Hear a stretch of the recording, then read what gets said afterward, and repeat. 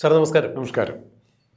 2026 നിയമസഭാ തെരഞ്ഞെടുപ്പിന് മുമ്പ് കേരളത്തിൽ ഉയർന്നു കേട്ടിരുന്ന വലിയൊരു വിവാദ വിഷയമായിരുന്നു വി ഡി സതീശനുമായി ബന്ധപ്പെട്ട് സാമുദായിക ആചാര്യന്മാരുടെ തിണ്ണനിറങ്ങാൻ ഞാൻ ഒരിക്കലും പോകില്ല. എന്നാൽ തിരഞ്ഞെടുപ്പുമായി ബന്ധപ്പെട്ടുള്ള പ്രചരണ പരിപാടികളോ അല്ലെങ്കിൽ വോട്ട് ചോദിക്കാനോ ആയി അത്തരം ആളുകളെ സമീപിക്കുന്നതിൽ ഞാൻ തെറ്റൊന്നും കാണുന്നില്ല. തിണ്ണനിരങ്ങുക എന്നുദ്ദേശിച്ച ഏതെങ്കിലും സ്ഥാപിത താല്പര്യത്തിന് വേണ്ടി ഇവരെ കൂട്ടുപിടിക്കുക അല്ലെങ്കിൽ അവരെ വഴിവിട്ട് അവരുടെ സഹായങ്ങൾ അഭ്യർത്ഥിക്കുക, ഇതിനെയാണ് വി ഡി സതീശൻ തിണ്ണനിരങ്ങൽ എന്നുകൊണ്ട് ഉദ്ദേശിച്ചത്.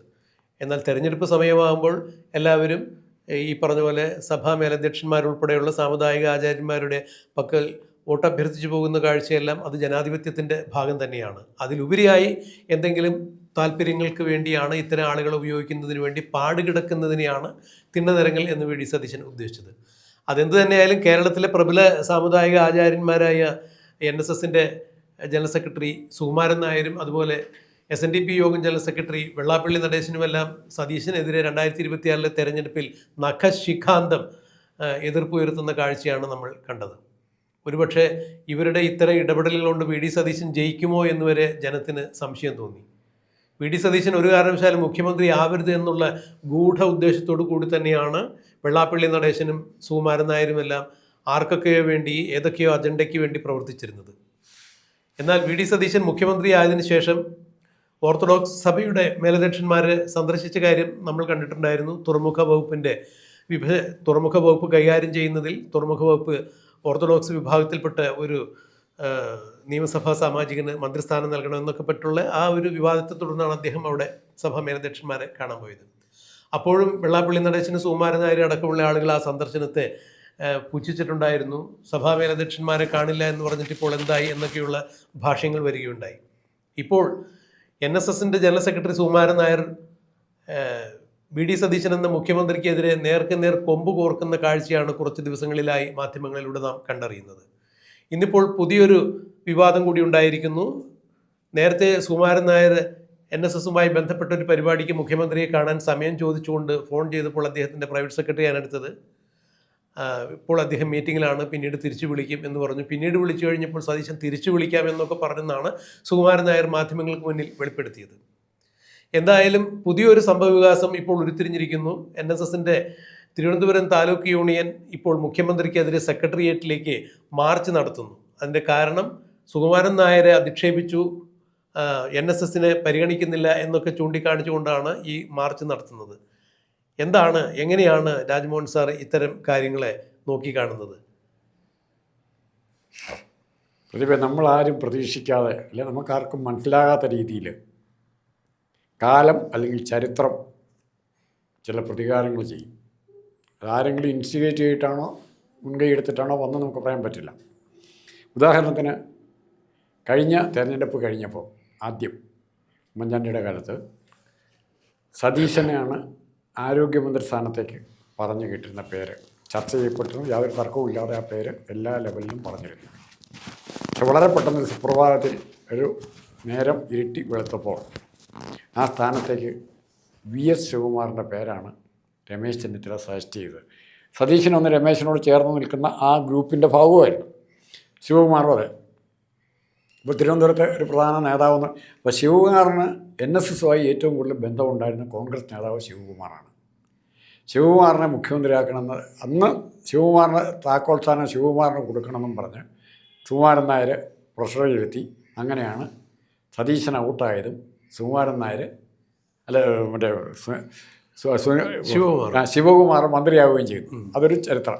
അപ്പോൾ സതീശനൊന്ന് ഒത്തിരി വേദന ഉണ്ടായെന്നാണ് പറയുന്നത് മാനസികമായിട്ട്. സതീശൻ പിന്നീട് തുറന്ന് പറഞ്ഞിട്ടുണ്ട്. പക്ഷേ വേറെ അതിൻ്റെ കൂടെ നടക്കുന്ന സംഭവം, ഇദ്ദേഹം നോമിനേറ്റ് ചെയ്ത ശിവകുമാറൊക്കെ തിരുവനന്തപുരത്തെ കോൺഗ്രസിൻ്റെ ലീഡർഷിപ്പിലേക്ക് ആ ഗ്രൂപ്പ് വന്നു കഴിഞ്ഞപ്പോൾ ആ ജില്ലയിൽ കോൺഗ്രസ് ഇല്ലാതാവുകയത്. അത്രയ്ക്ക് മാത്രം ദയനീയമായിട്ട് കോൺഗ്രസ് തകർന്നു. ഇത്തവണ പൊതു ട്രെൻഡിൻ്റെ ഭാഗമായിട്ട് വാശി പിടിച്ച് ഇത്തവണ സീറ്റ് മേടിച്ചു, ജയിച്ചു. ഇത്തവണ ഏതായാലും സുകുമാരൻ നായർക്ക് അങ്ങനെ പറയാനുള്ള ഒരവസരം ഉണ്ടായില്ല. അല്ലെ സതീശന് പകരം മുഖ്യമന്ത്രിയാക്കാൻ ശിവകുമാറിനെ മുഖ്യമന്ത്രിയാക്കാൻ പറയാൻ പറ്റിയല്ലോ. അല്ലെങ്കിൽ പറയുമായിരുന്നു. അല്ലെ KC വേണുഗോപാലിന് വേണ്ടി പറയാൻ ശ്രമിച്ചു നോക്കി, വിജയിച്ചില്ല. അത് ജനങ്ങളെ പരാജയപ്പെടുത്തി അത്ര ശ്രമത്തെ. അപ്പം യഥാർത്ഥത്തിൽ ഇവിടെ യുദ്ധം നടക്കുന്നത് സമുദായ നേതാക്കളല്ല, സമുദായ നേതൃത്വം കൈവശം വെച്ചിരിക്കുന്ന ഏതാനും വ്യക്തികൾ. അത് വെള്ളാപ്പള്ളി നടേശനായാലും സുകുമാരൻ നായരായാലും ചില സഭാ മേലധ്യക്ഷന്മാരെ അവരും സാധാരണ കേരളത്തിലെ മനുഷ്യരും തമ്മിലാണ്. ആ സാധാരണ മനുഷ്യർ സതീശിനൊപ്പം നിന്നു. അതിനൊരു പ്രധാനപ്പെട്ട കാരണം വെള്ളാപ്പള്ളിയെയും ഇങ്ങനെ സുകുമാരൻ നായരെയും ആരെതിർക്കുന്നു? സതീശനെ എതിർത്തു. അല്ല, ഇവർ സതീശനെ എതിർക്കുന്നത് കൊണ്ട് സതീശനിൽ എന്തെങ്കിലും നന്മ കാണുമെന്ന് വിചാരിച്ചു. ഇനി രണ്ട്, സുകുമാരൻ നായരോട് തന്നെ വീണ്ടും ചോദിക്കാനുള്ള ചോദ്യം. കഴിഞ്ഞ പ്രാവശ്യം ഉമ്മൻചാണ്ടി സർക്കാരിൻ്റെ കാലത്ത് തന്നെ നമ്മുടെ ആഭ്യന്തരമന്ത്രിയായിട്ട് വലിയ കുഴപ്പമൊന്നുമില്ലാതെ TP വധക്കേസിലെ പ്രതികളെയൊക്കെ അറസ്റ്റ് ചെയ്ത് സുഗമമായി മുന്നോട്ട് പോയിക്കൊണ്ടിരുന്ന ആഭ്യന്തരമന്ത്രിയായിരുന്ന തിരുവഞ്ചൂർ രാധാകൃഷ്ണനെ ഉടനെ മാറ്റുകയും തങ്ങൾക്ക് താക്കോൽ സ്ഥാനം വേണമെന്ന് പറഞ്ഞ് NSSന് താക്കോൽ സ്ഥാനം വേണമെന്നാണ് പറയുന്നത്. അപ്പോൾ NSSന് താക്കോൽ സ്ഥാനം വേണമെന്ന് പറഞ്ഞ ആ സ്ഥാനത്തേക്ക് ആരെ കൊണ്ടുവന്നു? രമേശ് ചെന്നിത്തല കൊണ്ടുവന്നു. ആ കേസ് എവിടം വരെയായി? എന്താ സംഭവിച്ചത്? TP വധക്കേസിൻ്റെ മുന്നോട്ടുള്ള അന്വേഷണം എവിടെ വെച്ച് നിന്നുപോയി? ഇതെല്ലാം കേരളത്തിലെ ജനങ്ങൾക്ക് സുപരിചിതമാണ്. അതും താക്കോൽ സ്ഥാനത്ത് കൊണ്ടുവന്നു. ഇനി ഒരു കാര്യം, എൻ്റെ പൊന്ന് സുകുമാരൻ നായരെ അല്ലെങ്കിൽ മണിച്ചേട്ട, ഒരു കാര്യം ചോദിക്കട്ടെ. ഇദ്ദേഹം രമേശ് ചെന്നിത്തല താക്കോൽ സ്ഥാനത്ത് വന്നുകൊണ്ട് നായർ സമുദായത്തിന് കിട്ടിയ പ്രയോജനത്തെപ്പറ്റി ഒരു കാര്യമെങ്കിലും താങ്കൾക്ക് പറയാൻ സാധിക്കുമോ? നായന്മാരുടെ ഇനി ആവശ്യം, പൊതു ആവശ്യം, സുകുമാരൻ നായരുടെ വ്യക്തിപരമായ ആവശ്യമല്ല പറഞ്ഞത്, നായേഴ്സിൻ്റെ പൊതുവായൊരാവശ്യം സാധിച്ച് രമേശ് ചെന്നിത്തല പ്രത്യേകം മുൻകൈ എടുത്ത് സഹായിച്ചായിട്ട് നിങ്ങൾക്ക് പറയാൻ പറ്റുമോ? അങ്ങനെ ചെയ്തിട്ടില്ലെങ്കിൽ, അങ്ങനെ ചെയ്യാൻ രമേശ് ചെന്നിത്തലയ്ക്ക് പറ്റിയില്ലെങ്കിൽ അദ്ദേഹത്തെ ഇതിനെ താക്കോൽ സ്ഥാനത്തേക്ക് കൊണ്ടുവരേണ്ട ഒരു ഉദ്ദേശം എന്തായിരുന്നു? ഇദ്ദേഹത്തിന്, അതായത് സുകുമാരൻ നായർക്ക് വ്യക്തിപരമായി എന്തെങ്കിലും താല്പര്യങ്ങളുണ്ടെങ്കിൽ അത് സഹായിച്ചു കൊടുക്കാൻ രമേശ് ചെന്നിത്തല കാണും. എന്നങ്ങനെ വിചാരിക്കാം. ഇപ്പോൾ അജിത് കുമാറിൻ്റെ ഇതുപോലും പെൻഡിങ് നിൽക്കുകയാണ്. പിണറായി വിജയന് താല്പര്യമുള്ള കേസാണ്. പിണറായി വിജയന് താല്പര്യമുള്ള കേസിൽ സുകുമാരൻ നായർക്ക് താല്പര്യമുണ്ട്. സുകുമാരൻ നായർക്ക് താല്പര്യമുള്ള കേസാകുമ്പോൾ രമേശ് ചെന്നിത്തലയ്ക്ക് സജീവമായിട്ട് ഇടപെടാൻ പറ്റിയില്ല. അല്ല, പിണറായി വിജയൻ്റെ താല്പര്യങ്ങൾക്കൊപ്പം സുകുമാരൻ നായർ നിന്നത് എന്ന് പറയുമ്പോൾ അവിടെ സുകുമാരൻ നായരുടെ മകനും മകളുമൊക്കെയായി ബന്ധപ്പെട്ട് ഒത്തിരി ആരോപണങ്ങളുണ്ട്, ചില കേസിടപാടുകളുമായി ബന്ധപ്പെട്ട്. അതിനാണ് താക്കോൽ സ്ഥാനം. അതെ. അപ്പോൾ അതുകൊണ്ട് തന്നെ സുകുമാരൻ നായർക്ക് അനങ്ങാൻ വയ്യാത്ത രീതിയിൽ, അഥവാ പിണറായി വിജയനെതിരെ പറയാൻ പറ്റാത്തൊരവസ്ഥയിലേക്ക് കാര്യങ്ങൾ മാറി മറിഞ്ഞതിൻ്റെ പേരിലാണ് അത്തരം ചില നീക്കുപോക്കുകൾ അവിടെ ഉണ്ടായതും. തുടർന്ന് 3.0 ആവർത്തിച്ച് പിണറായി വിജയൻ അധികാരത്തിൽ വരുമെന്ന് വെള്ളാപ്പള്ളി നടേശൻ പറഞ്ഞതും ഏതാണ്ട് അങ്ങനെ പറയാതെ, തൊട്ടും തൊടാതെയും പറഞ്ഞും പറയാതെയും സുകുമാരൻ നായരും ചില പ്രസ്താവനകളൊക്കെ ഇറക്കിയത്. അല്ല, സതീശനെ പറ്റി എന്തെല്ലാം മോശമായിട്ട് പറഞ്ഞിരിക്കുന്നു. ഇദ്ദേഹത്തിന് നാണയില്ലേ? നായർ എന്നുള്ളതെല്ലാം വേണ്ട. തരൂരിനെ പറ്റി പറഞ്ഞാൽ പെരുന്ന നായരല്ലെന്ന് ഇങ്ങനെ പറഞ്ഞ പെരുന്ന നായരല്ല. അല്ല, ഇപ്പോഴും ഈ കഴിവിൻ്റെ അടിസ്ഥാനത്തിൽ ആളുകളെ അംഗീകരിക്കാൻ ചില സാമുദായിക ആചാര്യന്മാർക്ക് സാധിക്കുന്നുണ്ടോ എന്നുള്ളത് അറിയില്ല. മതേതര കേരളം, മതേതര ഇന്ത്യ എന്നൊക്കെ പറയുമ്പോൾ മതനിരപേക്ഷമായ കാഴ്ചപ്പാടുകൾ ഇത്തരം ആളുകൾക്ക് വച്ചു പുലർത്താൻ സാധിക്കുന്നുണ്ടോ എന്നുള്ളത് അറിയില്ല.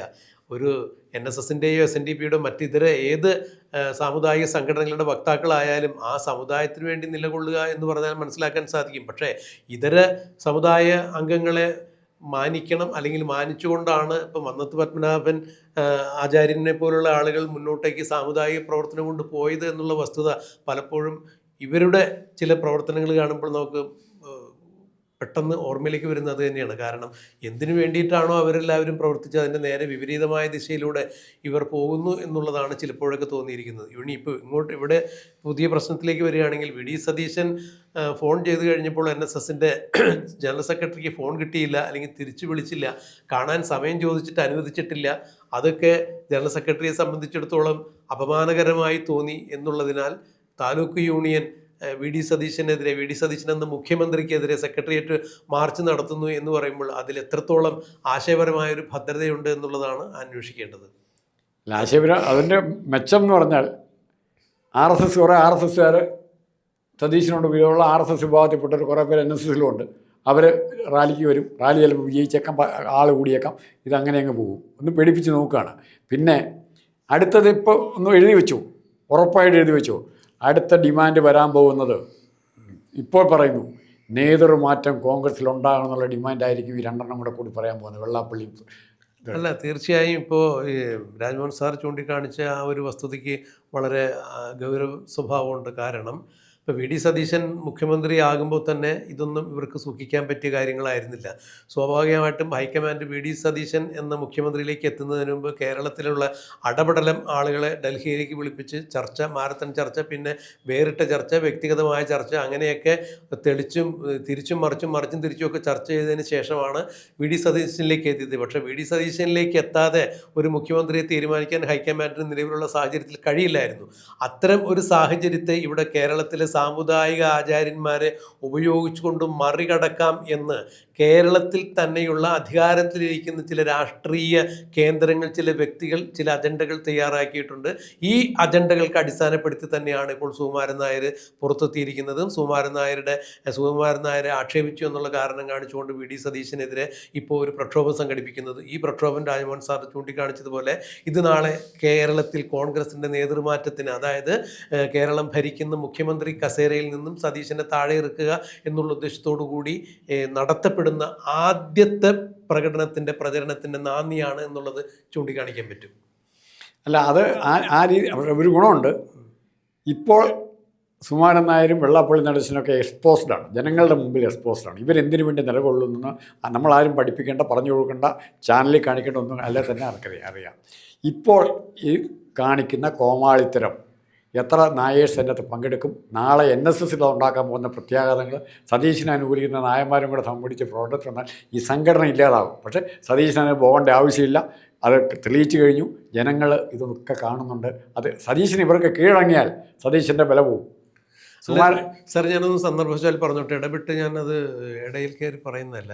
ഈ പിണറായി വിജയൻ മുഖ്യമന്ത്രിയായിരുന്ന സമയത്ത് NSSൻ്റെ ആചാര്യൻ പിണറായി വിജയനെ കാണാൻ വേണ്ടി മണിക്കൂറുകളോളം കാത്തിരുന്ന കാഴ്ച നമ്മൾ കണ്ടല്ലോ. അന്നൊന്നും അതിൻ്റെ അടുത്ത ദിവസമൊന്നും ഒരു കാരണവശാലും സെക്രട്ടേറിയറ്റിലേക്ക് പിണറായി വിജയനെതിരെ ഒരു മാർച്ച് നമ്മൾ കണ്ടു സംഘടിപ്പിക്കുന്നത് കണ്ടില്ലല്ലോ. അല്ല, വെള്ളാപ്പള്ളിയെ സ്വന്തം കാറിൽ അവിടെ കൊണ്ട് ഇറക്കുമ്പോൾ ഇങ്ങനെ ഒരു ഓട്ടോറിക്ഷയൊക്കെ പിടിച്ച് അങ്ങോട്ട് വരുന്ന നമ്മൾ കണ്ടതല്ലേ. അതെ, അപ്പോൾ അന്നൊന്നും യാതൊരു തരത്തിലുള്ള അപമാനകരമായ സംഭവങ്ങളും തോന്നിയില്ല. മണിക്കൂറുകളോളം പിണറായി വിജയനെ കാണാൻ വേണ്ടി ഈ NSSൻ്റെ സെക്രട്ടറി കാത്തിരുന്നപ്പോഴൊന്നും ഈ പ്രശ്നങ്ങളൊന്നും അന്ന് കണ്ടില്ലല്ലോ.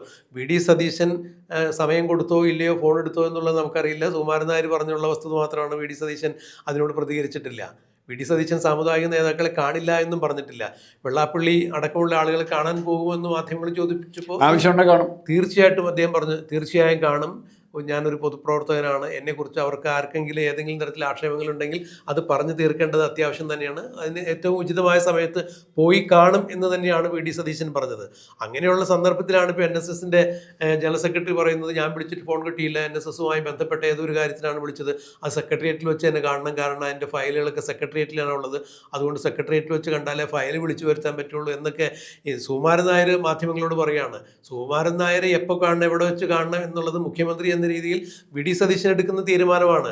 വി.ഡി. സതീശൻ എവിടെ വെച്ച് NSSൻ്റെ സെക്രട്ടറിയെ കണ്ടാലും NSSൻ്റെ സെക്രട്ടറി ഉന്നയിക്കുന്ന കാര്യങ്ങളിൽ തീരുമാനം ഉണ്ടാകുന്നോ ഇല്ലയോ എന്നുള്ളത് മാത്രമാണ് NSSൻ്റെ സെക്രട്ടറിക്ക് നോക്കേണ്ടത്. സ്ഥലം സമയം നിശ്ചയിക്കുന്നത് മുഖ്യമന്ത്രിയുടെ സമയവും സന്ദർഭവും അനുസരിച്ചിട്ടാണ്. അതിന് നിന്നു കൊടുക്കാനോ അല്ലെങ്കിൽ അതിന് മാനസികമായിട്ട് വഴങ്ങാനോ NSS സെക്രട്ടറിക്ക് പറ്റില്ല എന്നുണ്ടെങ്കിൽ അദ്ദേഹം ഇത്തരത്തിലുള്ള പ്രക്ഷോഭങ്ങളൊക്കെ സംഘടിപ്പിച്ച് തൻ്റെ ഇമേജ് നിലനിർത്താൻ വേണ്ടി ശ്രമിക്കുക. ഇതിൻ്റെ ആശയപരമായ പാപ്പരത്വം ഈ കേരളത്തിലെ ആളുകൾക്ക് മനസ്സിലാക്കാൻ സാധിക്കും.